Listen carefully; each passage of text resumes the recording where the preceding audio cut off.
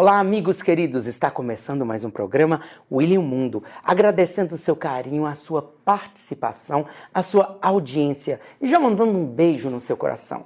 Nós estamos hoje na Embaixada do Egito, sabe aquele país assim, irmão, sim, que tem milênios de história e muito mais? Vamos contar para vocês algumas curiosidades no programa de hoje, entrevistando nosso novo querido amigo, embaixador Wael. Acertei? That's correct. Nice to meet you, embaixador. My pleasure. Oh, my pleasure. É uma grata, imensa satisfação estarmos hoje para falar sobre o seu país. E o senhor poderia dar uma visão geral, falar um pouquinho já para o público de casa sobre o Egito, onde ficou o Egito, a região, o povo que habita, né? E um pouquinho da história linear do Egito. Very good. Egypt is a country in the north of Africa, on the Mediterranean and on the Red Sea, but it's also part of Asia because of the Sinai, which is in Asia. It's known to be a very ancient land. Of course, there's been civilization in Egypt because of the Nile. People have lived in this area for thousands and thousands of years, and we're fortunate to have the legacy of the ancient Egyptians. But Egypt, a country of 105 million people, is more than the ancient history of the ancient Egyptians. We have layers of civilization. After that, we had the Greco-Roman era. We have the Coptic Egyptian Christian culture and heritage. And we have the Islamic culture and heritage. So the beauty of Egypt is in its diversity. We have multiple layers of different civilizations melting together, creating what is now modern Egypt. Uau! Vocês que começaram a assistir agora o nosso programa, né? Este país com séculos e séculos, milênios, né, gente? Mais de 5 milênios de história.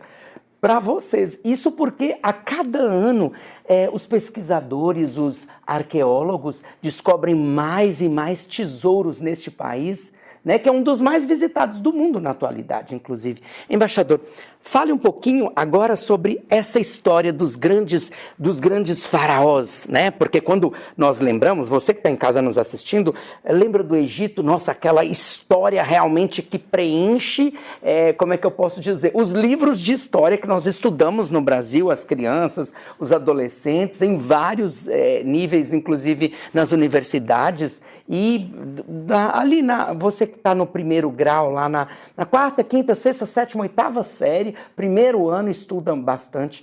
Então, fala um pouquinho sobre esses grandes faraós, sobre essas pessoas que deixaram esse legado muito forte para a nossa atualidade. Well, of course, there were multiple dynasties of pharaohs over 1,000 years, going far back as 6,000 years, with Mina or Narmer, who unified the north and south of Egypt into one country. And then you have the following dynasties when the pyramids were built, Cheops near Cairo in Giza. And then, of course, the very famous pharaohs such as Ramses II, who was a conqueror and a military leader and lived to be 95 years old and, of course, expanded the empire of Egypt.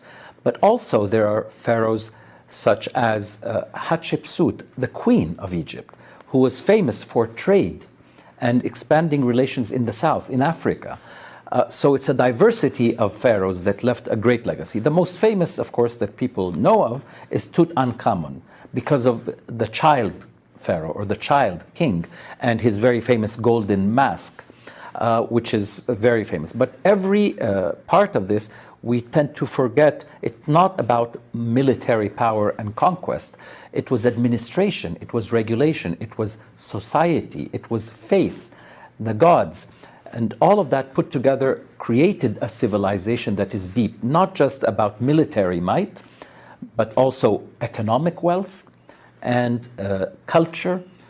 The old ancient Egyptians gave us early medical tools. They gave us weaving. They gave us agriculture technologies. And of course, the famous architecture. Because until now, you have a whole science named after a country, Egyptology. And that is something we are very proud of, that there's academia around the world trying to understand Egyptology.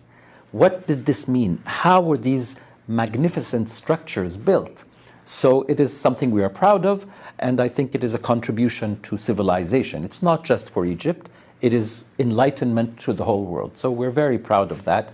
But of course, many pharaohs over the years, you hear names such as Cleopatra, Nefertiti, Hatshepsut. These are all queens who governed. So 5,000, 6,000 years ago, Egypt was governed by men, but also by women.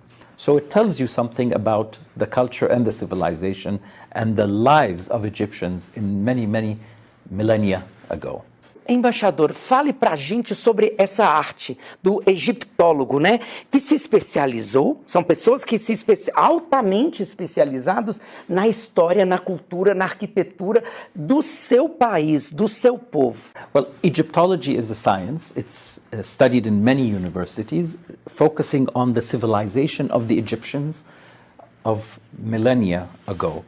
And the reason for the fascination is because it is a culture and a civilization that left us language. The Rosetta Stone, when it was discovered, the Rosetta Stone was a stone. Prior to its discovery, and this was only 200 years ago, prior to that, the hieroglyphs, the language, was just drawings. People didn't understand it. So for generations and generations, thousands of years, people saw the architecture, saw the pyramids, saw the Sphinx, saw the temples, but couldn't read. The Rosetta Stone was a moment of revelation because it was a stone that was written in hieroglyphs, ancient Egyptian, and on the other side in Greek. So it was the same text, so it was able to decipher, to understand what the hieroglyphs. This was a watershed moment, because from now on, we were able to look at all of the temples and all of the architecture that was left to us and the tombs and read actual language written by humans 5,000 years ago. So this is unique to find the ability to learn about a civilization, not just through the buildings, but actually understanding the life, the beliefs, the religion, the habits, the government, the treaties, everything about a civilization so old. That is why there is this fascination. The other reason is that we haven't discovered everything. Every year we find a new discovery in Egypt, in the south near Luxor and Aswan, or around Saqqara and the pyramids in Giza, that tells us more and more. So there's a science around it. It's archaeology, but it's also sociology and economics and understanding of the life of humans at that time. It also lets you know a little bit about the rest of the world, because you hear about a treaty between Egypt and another country, or the type of trade between Egypt and another country. So it sheds light on other civilizations at that time. So that's why there's fascination, and that's why it continues to give to the world. Vamos falar sobre as grandes obras na atualidade no Egito. O Canal de Suez é uma das grandes obras né, da arquitetura moderna, né? Então, gente, como nós temos na América Central, o Canal do Panamá, o Canal de Suez, que veio bem antes, ele veio trazer vamos dizer, não um divisor, mas sim uma união de águas, unindo duas áreas diferentes e para levar, né, os produtos, para escoar os produtos e ajudar a desenvolver a economia de dezenas e dezenas de países daquela região, daquelas regiões. Tanto que África, norte da África e o Mediterrâneo inteiro, e unindo lá embaixo, chegando a Península Arábica, né? Lá embaixo vai até a ilha de Socotra e vai ao Oceano Índico, descendo, uau! E também a represa de Assuã, que foi uma obra muito grande, né? E a represa de Assuã representa como é que podemos dizer, uma grande geração de energia elétrica para o país. Então são duas obras muito importantes, porque quando nós falamos do Egito, nós falamos das pirâmides, nós falamos dos faraós, e temos que falar também dessa continuidade, dessas construções, dessa magnitude. E daqui a pouco a gente vai falar também da nova capital. Só um pouquinho. You're absolutely right. Egypt, of course, we benefit from the fact that we are the descendants of this great civilization. But the beauty, I think, is that we have uninterrupted civilization. So it was never not there for 5,000, 6,000 years. That same civilization has always been there. And obviously, Egypt is a blessing of the Nile. The river Nile gives life. And all historians would agree that without the Nile, there would not be human civilization around the banks of the Nile. So going all the way from 6,000 years to today, in our recent times, we've still cultivated and benefited from the Nile and from our very unique location. We built the high dam, the Aswan Dam, in the 60s, and of course, as a consequence, you have a large lake collecting behind the dam. So one of the, to preserve our cultural heritage, the Abu Simbel temple, which is a magnificent large structure, this was done between Egypt, but in cooperation with UNESCO. It was a mega project to chop and cut like a puzzle and carry the blocks and put them in a different location. And many people, including Brazilians, visit, of course, this magnificent structure because of its history, but also because of the great project of cutting it and reassembling it in a different location. Of course, the high dam was very important for Egypt to produce electricity for development. But again, speaking of Egypt and its location, we dug the Suez Canal, and it has had a tremendous impact on international trade because a huge percentage of global trade, maritime trade, goes through the Suez Canal. Prior to the Suez Canal, trade from the east, from Asia, wanting to go to Europe, for example, or from Europe all the way to Asia, had to go all the way down the Cape of South Africa and come back to the Indian Ocean and all the way to the Pacific Ocean to the Far East. The Suez Canal, of course, made this trip much shorter and taking less time. So I think it is also, sometimes we refer to the Suez Canal as Egypt's gift to the world, because it really helps human interaction, human trade, travel, many other things, just going through that small waterway that splits Egypt into the mainland and the Sinai, but it shortened travel for travelers and for trade for many, many years. Quando nós falamos do Egito, várias regiões, várias cidades, lugares habitados há milênios, vem tanta ideia na cabeça, né? Vocês que estão nos assistindo, muita gente mandou para a gente perguntas, mas vamos falar um pouquinho, embaixador, sobre essa joia que é Luxor, lá no sul do Egito. Luxor is an amazing city. It is a wonderful city. It is in the south of Egypt. It is one of my personal favorite places to visit in Egypt. For many reasons. Of course, it has the largest concentration of ancient Egyptian temples. You have the Luxor temple, you have the Karnak temple, but also you have the Valley of the Kings on the West Bank, which has the burial sites of many, many pharaohs and many Egyptians of all classes, not just the royalty, but also the average people and the scientists and academics. So we learned so much about ancient Egypt. It wasn't always the capital. The name Luxor was preceded by the original name, which was Tiba. It was called Tiba. Prior to that, Giza was the capital in the north. That's why the pyramids are older than what you find in Luxor. But of course, Luxor has a very high concentration of everything to be seen. The other reason is that the people of the south of Egypt, in Luxor and in Aswan, are calm, mild-mannered, relaxed, hospitable, generous people. So from Cairo, where it's loud and fast, when we go to Luxor and Aswan, it is relaxing and peaceful and calm and generous with the people of the south of Egypt. That's why we always recommend, if you come to Egypt, of course, visit Cairo, visit Alexandria, but you must go to see the marvels of the south and meet the wonderful people of Luxor and Aswan. Very good.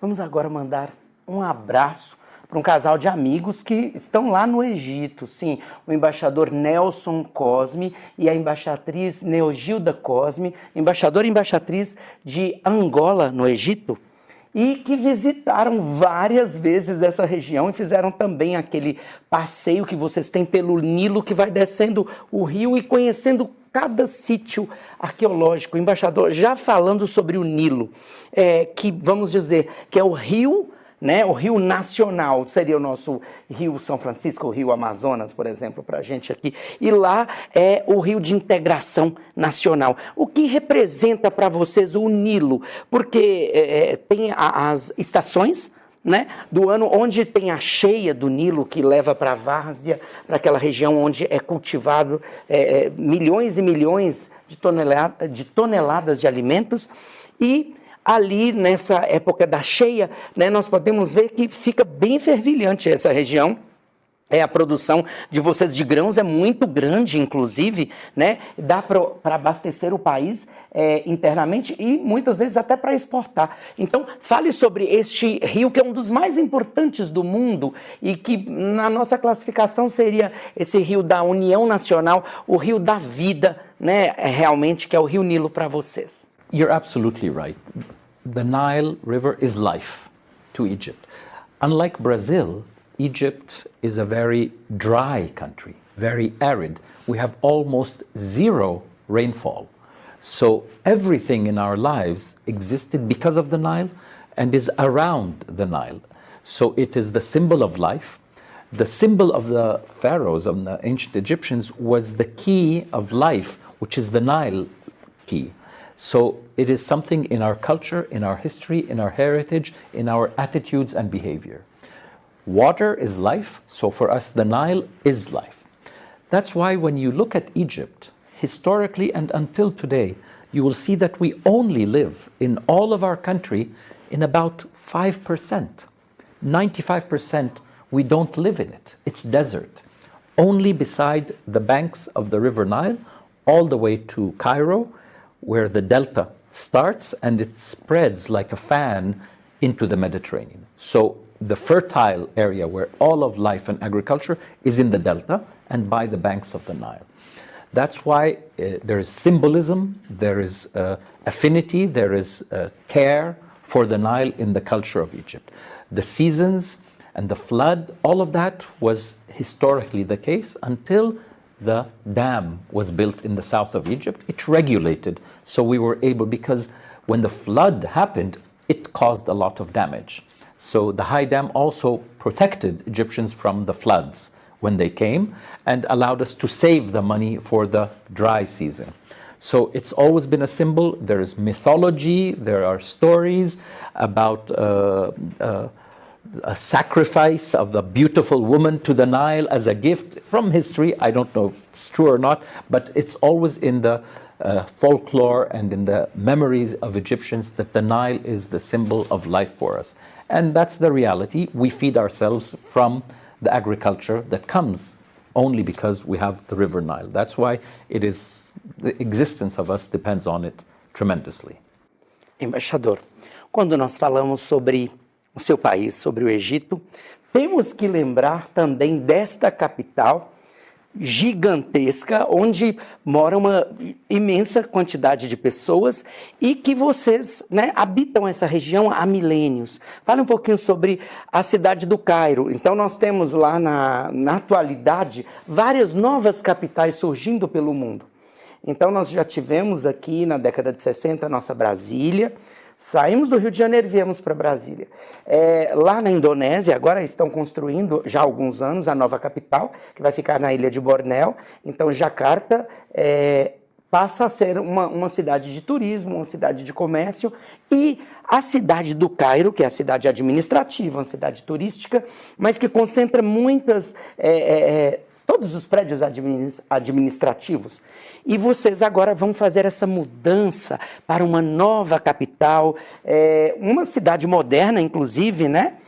Fala um pouquinho, então, sobre esta capital que vocês já têm há muito tempo e sobre a nova cidade, mas lembrando para quem ainda não conhece que estamos fazendo o convite. Quando você for ao Egito, conheça essa capital cosmopolita, que é uma cidade linda, um povo educado, muito querido, fraterno, que vai te receber do jeitinho meio que o jeito brasileiro, sim, porque os nossos irmãos dessa região dos países árabes, eles têm esse bem-querer.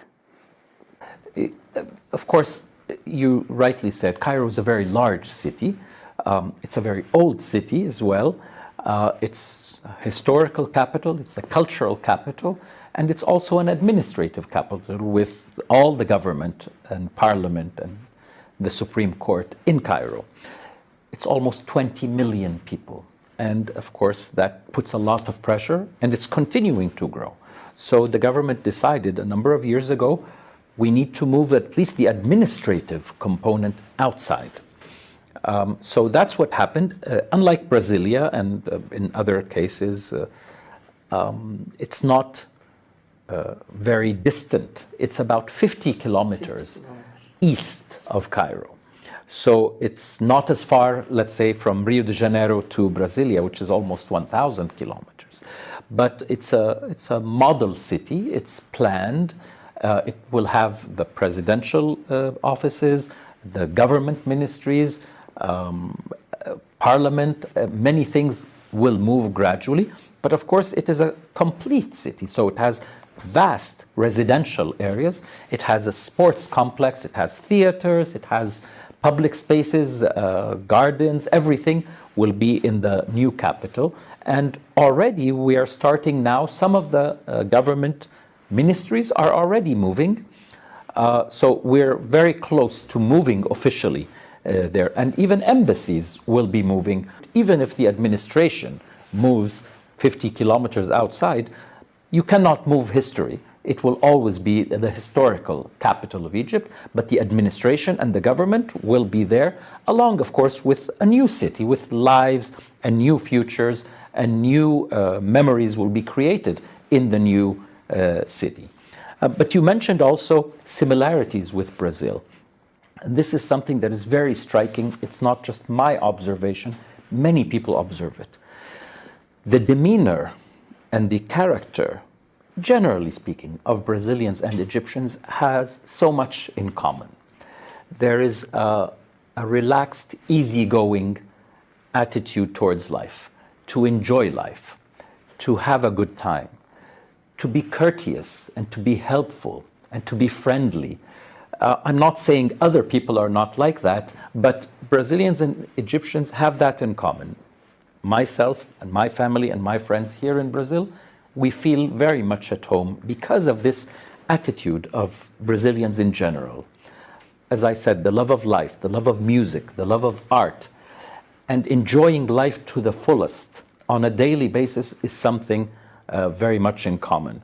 And I hear from my Brazilian friends who go to visit Egypt or live in Egypt that immediately they feel this similarity in the hospitality and the kindness and the wanting to help of foreigners and visitors and each other, of course. So this is something that I really see. It's not an exaggeration to see that I feel very much at home when I'm with Brazilian friends.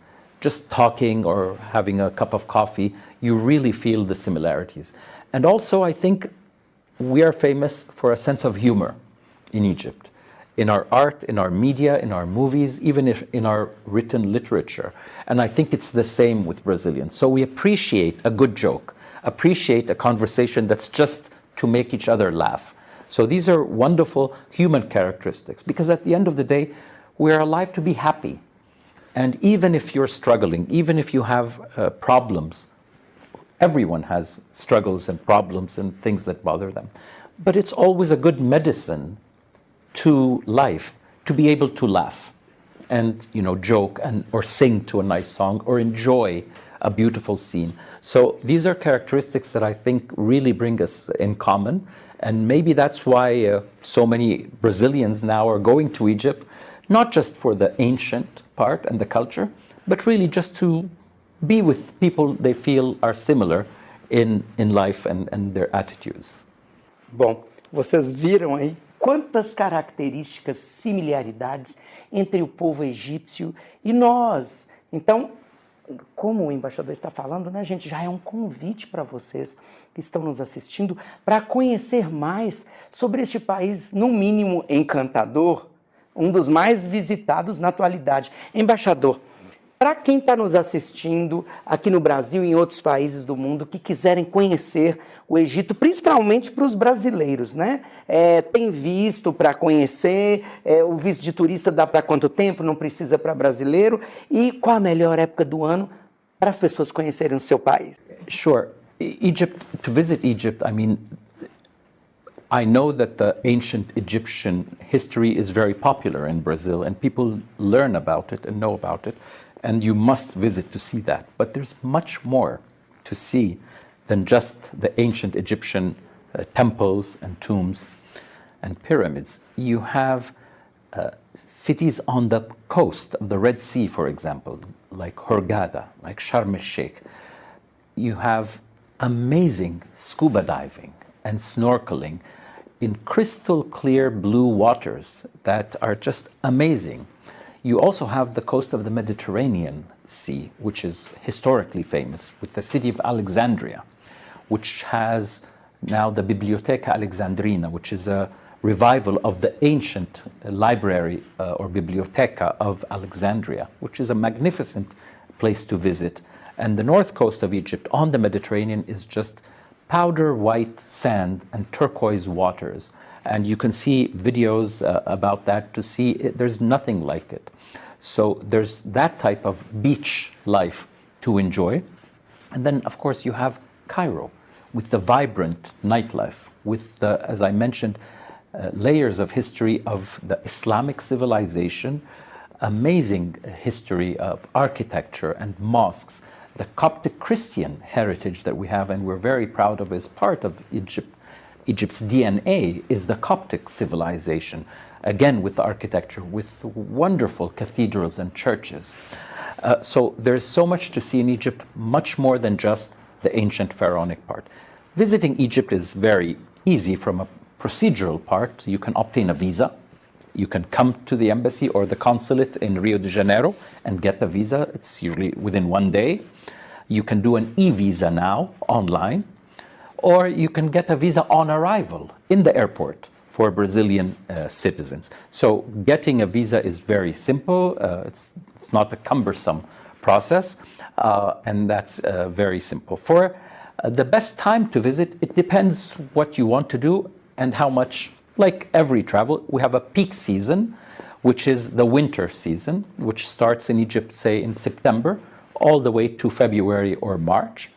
That is the high season, especially for European tourists who come to Egypt, because it's very cold in Europe and much warmer in Egypt, so the prices will be a little bit higher.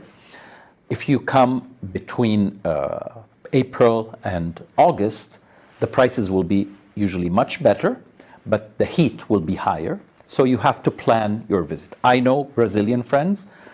A wonderful lady, she told me, I visited Egypt 9 times. And every time she goes to Luxor. And I said, wow, I hope you go in the winter. She said, no, I go in the peak of summer. I said, but that's very difficult. She said, no, I get up early at 5 in the morning and I go and do the temples and do everything. And after that, I have time to sit by the swimming pool and enjoy myself, even if it's 39 or 40 degrees.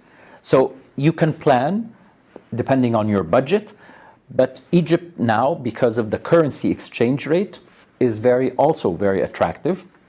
It's not the best for our economy because the foreign currency has gone up in value, but for foreign tourists coming to Egypt, it will be very affordable for many Brazilians to travel to Egypt at this time and take advantage of this period when the currency is favorable for them coming from abroad. So to recap, visas are very easy. The prices are going to be extremely reasonable, and you can choose from the 12 months of the year. You will always find a good deal when you're going to Egypt. But most importantly, we've been working with our Brazilian counterparts to have direct flights between Cairo and São Paulo by Egypt Air. And we've finished everything now, and it's a matter of a few weeks, hopefully, definitely before the end of this year, we will have regular direct flights between Cairo and São Paulo. That makes a big difference. I mean, rather than having to go transit in Europe or somewhere else, now the flight is just a direct flight. So from all over Brazil and South America, people can come to São Paulo and then fly direct and find themselves in magnificent Cairo. This is a great time to visit Egypt. There's a lot going on. There's a lot of change happening. There's a lot of development happening. There's so much to see in the south of Egypt, the temples and the tombs of the ancient Egyptians, on the coast of the Mediterranean, the great city of Alexandria, the beaches of the Red Sea and the Mediterranean, and of course, magnificent Cairo. But to make it even better, prices now are exceptionally attractive because of the currency rate exchange that will make it very, very affordable for Brazilians and for people for all around the world to come and visit Egypt, even if they are on a budget. Embaixador, fale sobre o papiro. Papyrus is the reason we have this civilization. It is the invention of paper and writing by Egyptians, and that remained, and we see on it so much that we learn about ancient Egypt. Existem muitos templos ainda para serem descobertos. Well, if I knew, I would go and find them. But there's excavations happening, and there was even a Brazilian mission on one of the excavations last year. So there are excavations by Egyptians and by international teams all of the time, and every month or every few months we hear of a new discovery of something new that we didn't know about. Vários segmentos, várias pessoas, vários estudiosos relacionam as construções das pirâmides como eram os deuses astronautas. Archaeologists and Egyptologists study this and have theories, and on television, documentaries on National Geographic, on the Discovery Channel, on all of that have different perspectives. But on a lighter note, there's a saying that says about building the pyramids, do your job so well that people think it was built by aliens. So it's a joke, but really that people, it's a little bit arrogant to presume that it is so good, so you Egyptians couldn't have built it. The reality is far from that. Just by looking, and again, I'm not an expert on the topic, but it's just a reality. Look at the rest of the structures. Look at the magnificent size of some of the temples. Look at the intricate designs in the carvings and in the writings and in the colorings in the tombs and the temples. This was the same civilization that had the knowledge. Perhaps they had knowledge we are not aware of now. Perhaps they had understanding of the cosmic universe and of the basics of physics and engineering that we only learned many years later. But just because we fail to understand how this magnificent structure was built doesn't mean that it was built by aliens or subhuman creatures. It was built by Egyptians. It's not one or two or three pyramids. There are multiple pyramids all over Egypt, but the most famous ones are the three in Giza. And there were other structures that are as magnificent, perhaps not as grand and large as the Great Pyramid, of course, but still, they had their tools, they had their technologies, and they managed to build something that remains.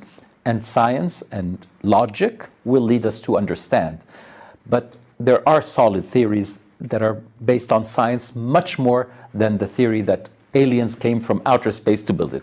But as I said, beginning jokingly, it's to the credit of anyone who built it, the humans, the Egyptians who built it, that they're so grand that people have to say, oh, this must have been done by someone, by aliens. So yeah, that's the situation with the pyramids and the architecture there. Embaixador, a história da humanidade está entrelaçada com a história egípcia. Então, a história de vários povos do mundo inteiro, principalmente dos cristãos.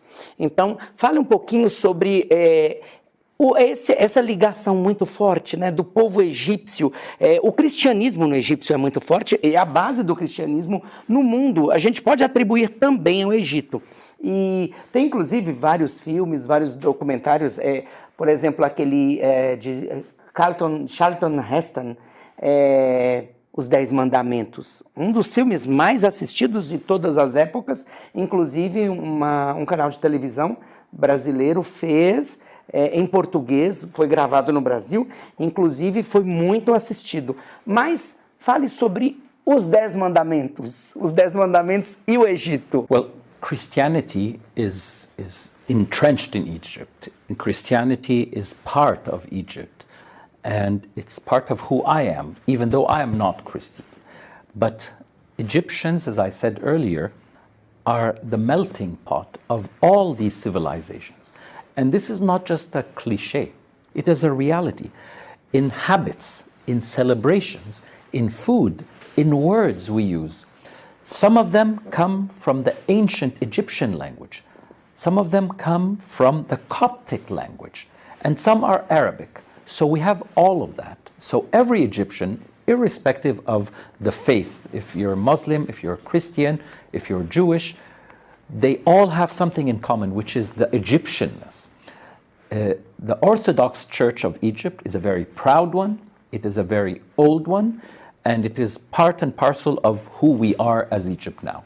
They represent a percentage of 8 or 9 or 10% of the population, but the reality is that you cannot distinguish anyone in Egypt by their faith. They all look the same, they all have similar habits. It's a different faith, but definitely it's an integral part of what Egypt is. And the Orthodox Church of Egypt, with the Pope Tawadros in Egypt, are a very proud church that upholds the heritage and the culture and the civilization of Christianity in Egypt. Embaixador, Monte Sinai. Well, of course, the Sinai is an important part of Egypt. It's historical, of course, especially for the Christian faith. Mount Sinai, or Mount Moses, where in multiple faiths God spoke to Moses, is still very much there.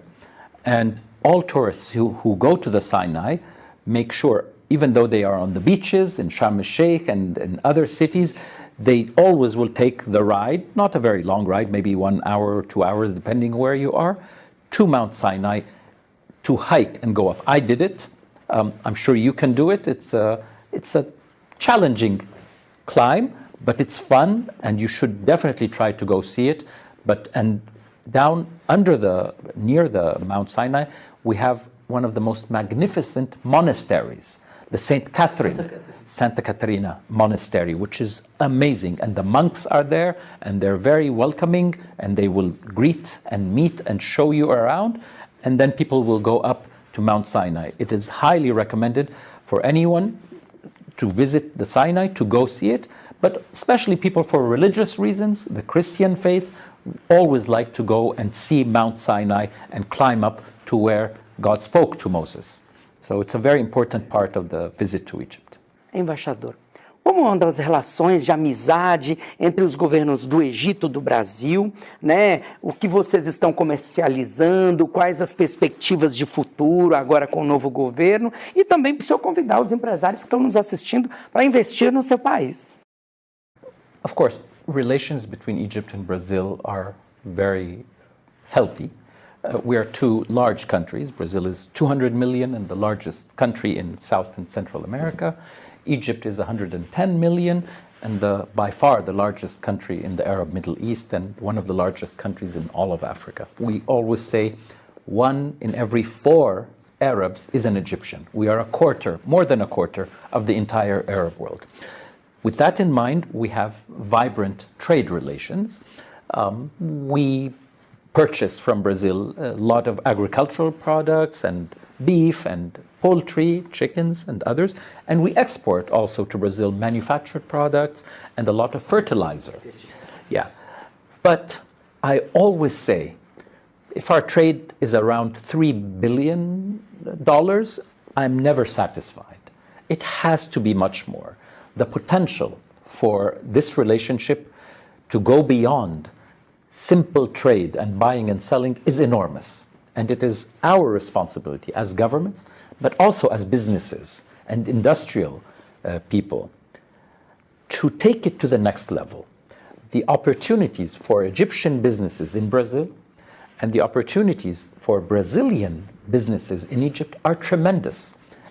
And I can see that they are not tapped, that they must be much more. For example, Brazil has a good industrial base, has a good network of distribution in all of South America, and it has agreements with South American countries. So Brazil is an excellent point of entry for Egyptian businesses to come and work and invest here.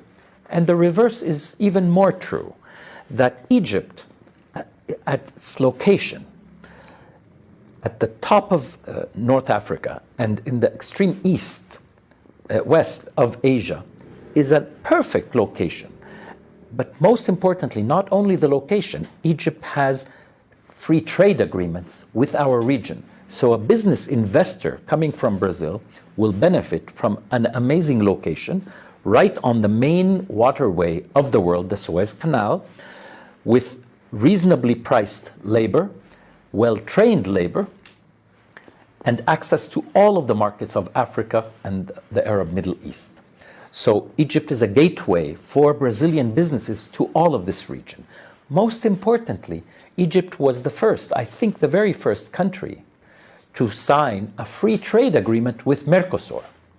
So already there are so many benefits for trade that exist, but I think we need to work harder. We need to explain to business people on both sides the opportunities, how they can come, how they can benefit. They must participate in trade fairs in both countries. Egyptians should come here and understand what Brazil is and what it can offer. And Brazilians must come to Egypt and understand what is there to offer. The good news is that in the past 2 years, I've seen a significant improvement. I know of Brazilian businesses who are investing in Egypt. I know of Egyptian businesses who are investing largely in Brazil. So we're moving, but we need to do more. The potential is there, the chances are there, the commonalities are there, the legal agreement exists, and the access to broader markets is there. Coming to Brazil, you have a market of 200 million plus the region. Coming to Egypt, you have access to a market of 110 million plus multiple hundreds of millions in the region. So we need to work harder because the potential is higher, and we need to build on it and benefit for the welfare of both sides. You create jobs when you come invest in Egypt, and we create jobs when we invest here.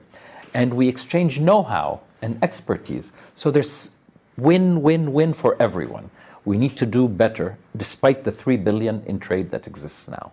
Como eu estou aqui, a expressão é extasiado, com tanta informação de qualidade, né, gente? Porque quando nós estudamos aqui, quando pequenos, depois a vida vai passando e a gente vai apurando esse estudo sobre lugares para se conhecer, lugares para saber mais, para pesquisar, para crescer em conhecimento. O Egito é um destes lugares, eu acho que para mim, para todos vocês que nos assistem. E para completar, né, toda essa gama de muitas informações que hoje nós estamos compartilhando com esse querido novo amigo do programa e de vocês. Embaixador, fale sobre a cultura e a gastronomia egípcia, a música de vocês, né? Tem um ícone da música desta região que eu gosto muito, inclusive numa das festas aqui, estava tocando a música dela há algum tempo atrás, Laissez-moi danser, Dalida. Nossa, vendeu milhões de discos no mundo inteiro. E tem outros, muitos outros. E sobre a alta gastronomia egípcia. We always say, Egypt perhaps doesn't have the wealth of resources of other countries and doesn't have oil and gas and other things that may have made other countries in the region much wealthier. But we have one thing, which is the creativity of the Egyptian people. And this is not something from today, this is historical. Egypt has a cinema industry that is more than 110 years old. Cinema in Egypt, more than 100 years old. We have a music industry that is welcoming and exports music and creativity to the rest of the Arab-speaking world and beyond. You mentioned Dalida, of course. She's born in Egypt from a wonderful neighborhood in Cairo called Shubra, and she sang in Arabic many songs, and she's beloved, of course, around the world. But even today, we had, of course, a legend who died in 1973. Her name is Kulthum, and if you hear her music, it inspired people from all over the world, including, of course, in the Arab world. Today, you go to Arab homes in Morocco, in Saudi Arabia, in Syria or Lebanon, they will be hearing Kulthum. So a source of pride of Egypt is its cultural influence. Literature, we have Nobel laureates who wrote literature. We have multiple television series that are very popular. So I think one of the gifts we may have provided to global civilization is in the area of arts, through cinema, through music, and through architecture and literature. But we also are very proud, like every country is proud, of its food, its gastronomy. To be completely fair, influences in the region are interchangeable.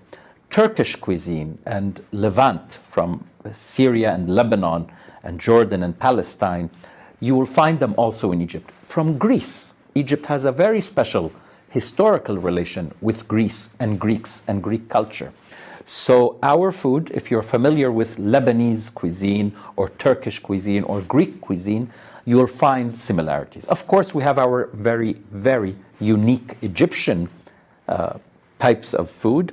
One of them is called molokhia, which is a vegetable soup, only in Egypt, but essentially in Egypt, maybe in other countries, but it's an Egyptian molokhia. And then we have, for example, kushari, which is a popular street food, but people love it from around the world as well. These are, I think, uniquely Egyptian. But the rest of the things, you'll find things that you will also find in the rest of the Mediterranean area, similar to Egyptian. Of course, with our own touch and flavor, but very similar to the Mediterranean cuisine in the Levant and Greece and Turkey as well. So we love our food. There are Egyptian restaurants here in Brazil, but you need to go to Egypt and experience it for yourself. Not necessarily just in the expensive restaurants, even the street food in Egypt is tremendous, and it's an experience that all, I hope, one can enjoy. But really, the cultural side of Egypt is one of our strengths. Our contribution to the arts in general was from old, but even now, the new generation music is wonderful. It's very different. Older people say, oh, what is this? But it's very good music still, and it's the music of its own generation. So we continue, despite any challenges that exist, to be able to produce art and literature and culture, which is something we're very proud of. Olha, você vai visitar o Egito, ele vai entrar no seu coração. Na verdade, toda essa entrevista, toda essa manhã especial, onde nós estamos mostrando um pouquinho, gente, é uma pontinha muito pequena, porque são tantas informações. Na verdade, quando você vai pegar uma paleta de países, né, uma gama de mais de 100 países, para fazer entrevistas, aí se depara com Egito, milênios e milênios, deixa eu ver isso, mas isso é muito importante, isso também, uau, nós temos que fazer uma série daqui, né, quem sabe até o final do ano a gente faz mais uns 2 programas. And when you go to Egypt, all you have to do is say, I'm Brazilian. Okay. Just say, I'm Brazilian. People will love you. People will hug you. People will want to take you out and enjoy, because Egyptians have a fascination with Brazil. We see the movies, we see the football, we see the culture, we see the music. All of these things fascinate Egyptians, and they say, I want to go to Brazil. So when you go there, it's a plus. Just say, I'm Brazilian, and they will take care of you. E nós gostamos muito de vocês mesmo, porque, gente, como nós dissemos durante toda a entrevista, Embaixador, aqui é uma lembrança do nosso programa para o senhor. Veio lá de Minas Gerais, é um café especial e uns doces para o senhor comer com a sua família. Thank you so much. Acho que o café orgânico, totalmente orgânico. This is a small artifact from Egypt. It's a mother of pearl box. Yeah, for the table, just or to put some things in it. It's traditional artisanal work from Egypt. Que lindo! Thank you very much. Beautiful! Embaixador, foi uma grande honra, uma imensa satisfação estar aqui na sua casa, na Casa do Egito, no Brasil, para mostrar um pouquinho do seu país para o nosso público, tá bom? E que nós possamos, a partir deste momento também, divulgar mais. Estamos à disposição para divulgar mais o seu país, suas viagens, visitas, isso e aquilo. Podem mandar para a gente que nós vamos postar. E vocês, vamos nos inscrever, pessoal, no Facebook e acompanhar esse trabalho belíssimo. E vamos aproveitar e mandar um abraço para todos vocês que estão nos assistindo em vários lugares do Brasil, vários lugares do mundo, vários embaixadores, diplomatas aqui que acompanham o trabalho do nosso programa e também da Embaixada do Egito. Vamos mandar um abraço para o nosso amigo embaixador Yannis, da Grécia, para Laura Esquivel, do México, para Panamá, Miguel Lecaro. Vamos mandar um abraço também para lá em Bucareste, Stephanie Lígia Mera, também para a embaixatriz Nicole e o embaixador Carlo Krieger, lá no Grande Ducado do Luxemburgo, que estão nos assistindo, para a Ariana Silva, para a Tia Manu, que estão nos vendo lá em Praia e em Mindelo, lá em Cabo Verde, também para José Pedro, embaixador de Cabo Verde no Brasil, Neogilda Eduardo Cosme, embaixador Nelson Cosme, que estão nos vendo lá na cidade do Egito, na cidade de Cairo, no Egito, e também para a querida amiga Aliá, que está nos assistindo lá no Cairo também. Vamos mandar também, embaixador, um abraço para o nosso amigo Ricardo, o Ricardo Lima, lá da Honda Auto House. Um abraço para o Ricardo, para sua esposa querida Verinha, que estão nos acompanhando. E ele é amigo do senhor, Ele gosta muito do senhor, do seu trabalho, aqui da equipe da Embaixada, tá? E vamos mandar um abraço também para Flávia Lima e para o Paulinho, também da Honda Auto House. Com imagens e produção de Ana Machado, com patrocínio de Honda Auto House, a excelência em atendimento Honda. Um beijo no seu coração, muito obrigado por sua audiência e pelo seu carinho. E também com a participação especial da Rejane Vaz, aqui da equipe da Embaixada do Egito. Um beijo no seu coração mais uma vez. E um beijo pro pessoal lá do SESC, tá bom? Da turma da hidroginástica do SESC, o pessoal lá do IMP Concursos que está nos assistindo, professora Madalena Coatio, nossa, professora Madalena, olha, muita matéria legal, hein? E para os professores de História, de Relações Internacionais, que estão nos assistindo também. Gente, nós estudamos o Egito praticamente a nossa adolescência e infância inteira, Então não podíamos deixar de mostrar para vocês e vamos mostrar em outros programas também. Beijo no seu coração. Tchau! Tchau. Obrigado. Obrigado.